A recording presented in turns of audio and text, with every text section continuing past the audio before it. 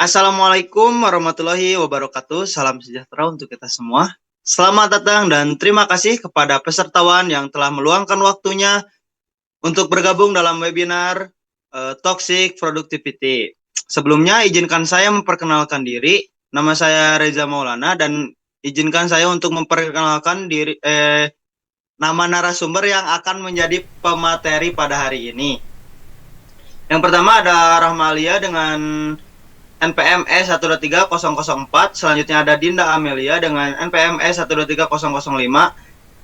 Selanjutnya ada Jelita dengan NPM E13053. Selanjutnya ada Mauledea dengan NPM E13055. Selanjutnya ada Nadea dengan NPM E13057. Baik, sebelum memasuki acara inti, marilah kita awali kegiatan ini dengan mengucapkan puji dan syukur kehadirat Tuhan Yang Maha Esa, karena atas rahmatnya kita dapat berkumpul secara daring pada hari ini dengan keadaan sehat. Baik, tanpa berlama-lama, selanjutnya kita akan dilanjut dengan melakukan pretest terlebih dahulu. Untuk link saya kirim di kolom chat. Saya beri waktu 5 menit untuk mengisi. Nah, karena waktu pretest sudah habis, maka kita lanjut memasuki acara inti, yaitu pemaparan materi yang akan dibawakan oleh pemateri. Tanpa berlama-lama, kepada para pemateri kami persilahkan, waktu dan layar sepenuhnya kami serahkan. Ini adalah latar belakangnya. Nah, di era modern, khususnya pada mahasiswa dan usia produktif, muncul tekanan untuk selalu terlihat sibuk dan produktif. Media sosial, tuntutan akademik, serta standar keberhasilan yang tinggi. Kondisi ini memicu pola produktivitas yang tidak sehat atau dikenal sebagai toxic productivity. Apa sih toxic productivity itu? Toxic productivity adalah dorongan berlebihan untuk terus produktif secara terus-menerus hingga mengabaikan kebutuhan fisik, mental, dan emosional. Individu dengan toxic productivity sering merasa bahwa nilai diri mereka ditentukan oleh seberapa banyak tugas yang dikerjakan. Selanjutnya di sini ada produktif sehat sama toksik produktif. Nah, produktif sehat itu yang pertama itu ada bekerja sesuai kapasitas. Nah, kita harus mengetahui batas kemampuan diri sendiri. Jadi jangan nge-push diri sendiri melebihi kapasitas diri kita. Yang kedua itu ada keseimbangan antara kerja dan istirahat. Kita harus bisa membagi waktu atau memberi jeda untuk tubuh sama pikiran kita untuk istirahat. Kita juga harus bisa mengatur waktu yang seimbang antara kegiatan kita atau kerja kita sama tugas-tugas dan sama istirahat. Kita tuh harus setara gitu membagi tugasnya. Kemudian mengutamakan kualitas hasil. Kita harus menghindari bekerja asal cepat tetapi hasil tidak maksimal. Kemudian ada toxic productivity, biasanya memaksakan diri terus bekerja. Jika kita suka nge-push diri kita untuk terus bekerja. Terus yang kedua itu merasa bersalah saat beristirahat karena kita ngerasa gak ngelakuin hal apa-apa. Yang ketiga mengabaikan kesehatan demi pencapaian.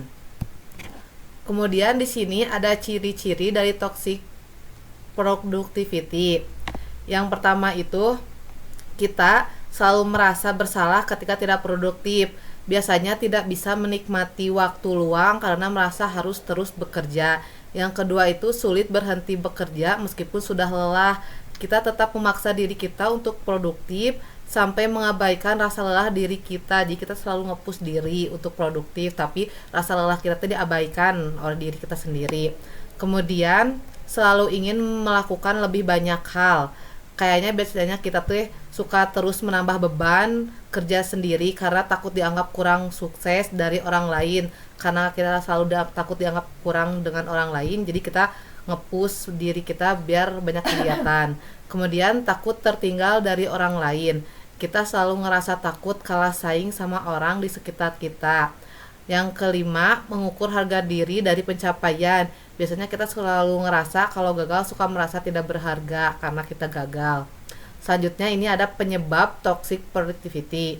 Yang pertama itu penyebabnya dari FOMO, ngerasa takut ketinggalan, akibatnya suka terus memaksa diri agar tidak ketinggalan. Yang kedua, paparan media sosial dan perbandingan sosial.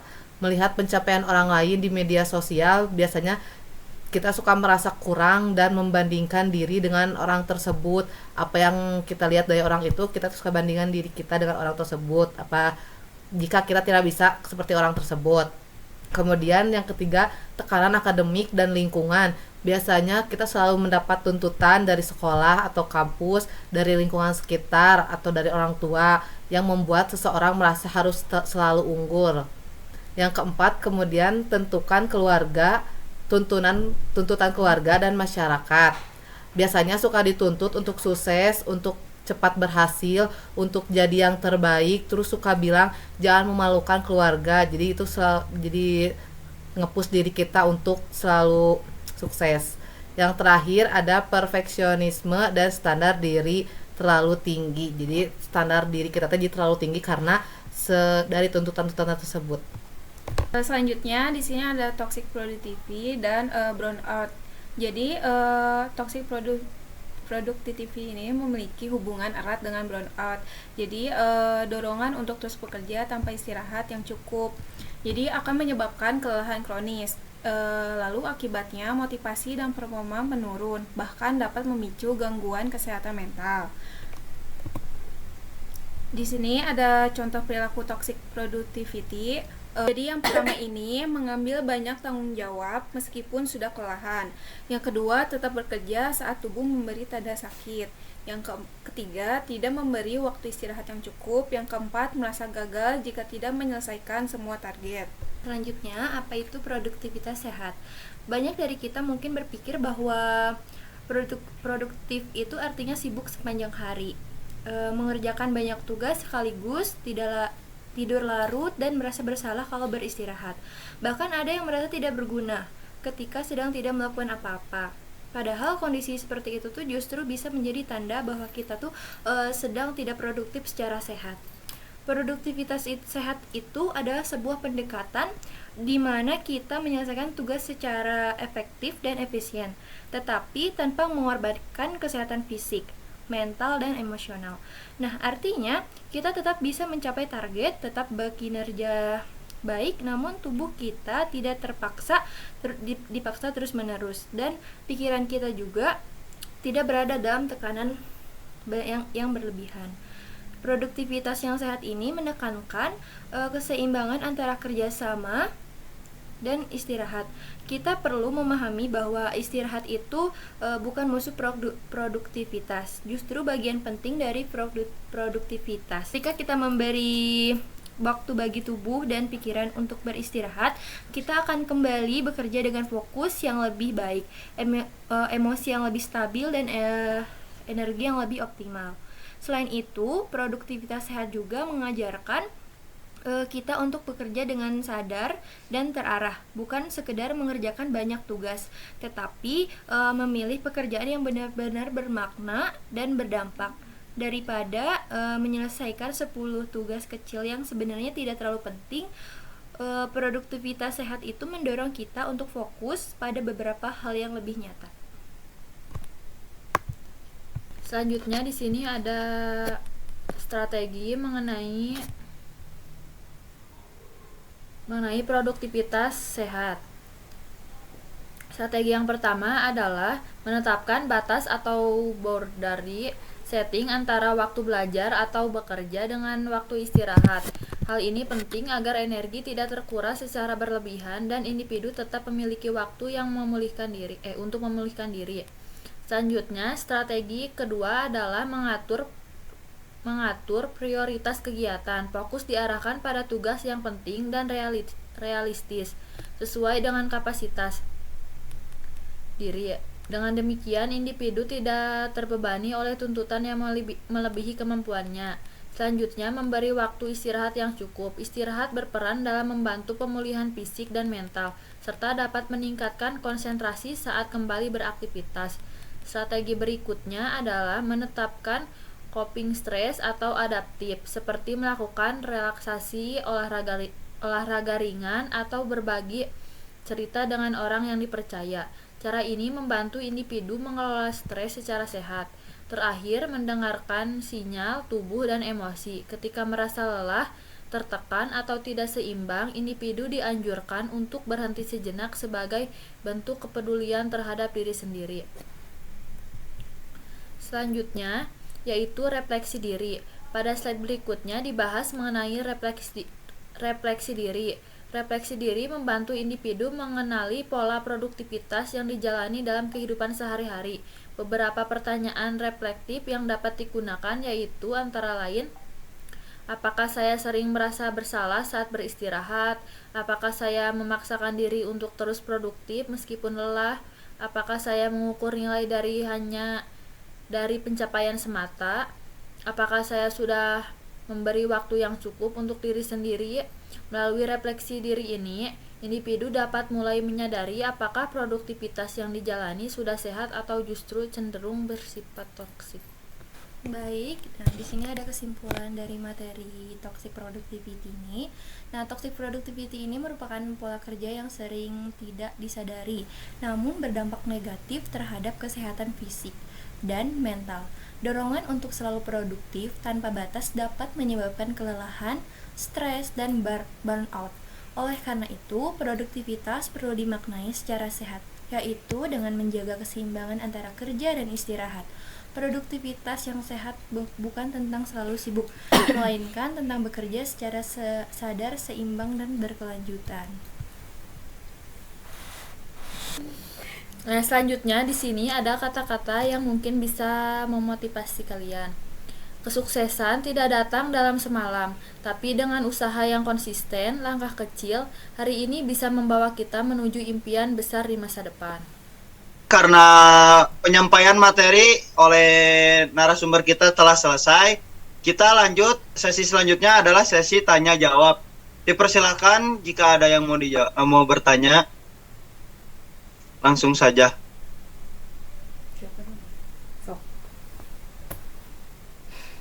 Baik, kepada narasumber, pertanyaan sudah dilampirkan di kolom chat, boleh tolong dijawab.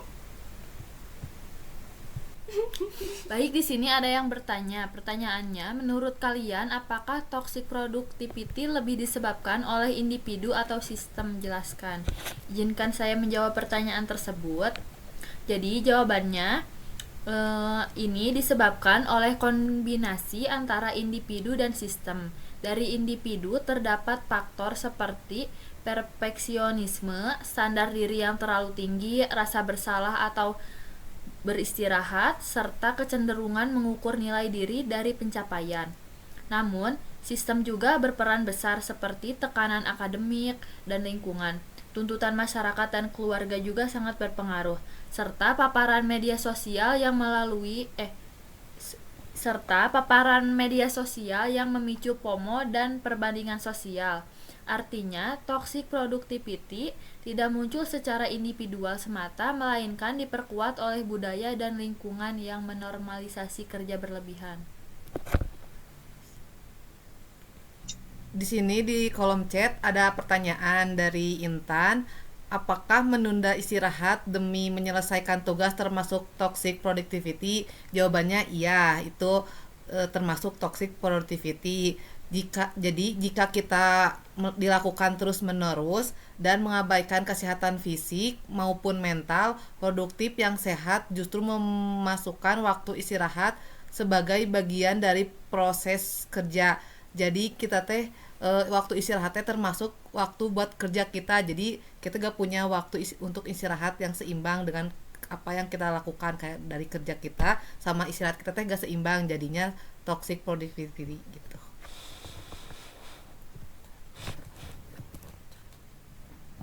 Baik, apakah sudah cukup? Ada yang ingin didiskusikan kembali atau ada yang ingin bertanya kembali?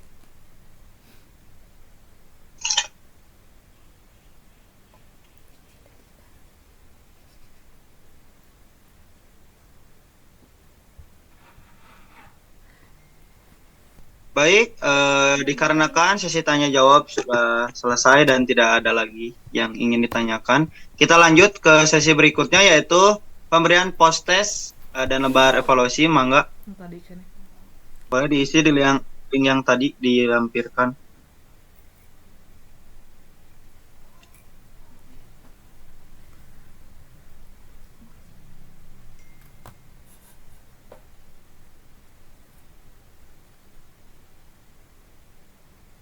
Baik, dikarenakan waktu pengisian telah habis, kita ucapkan alhamdulillah kita telah sampai di penghujung acara webinar ini. Sebagai penutup, kami ucapkan terima kasih kepada seluruh narasumber dan pesertawan yang telah berpartisipasi dalam webinar ini.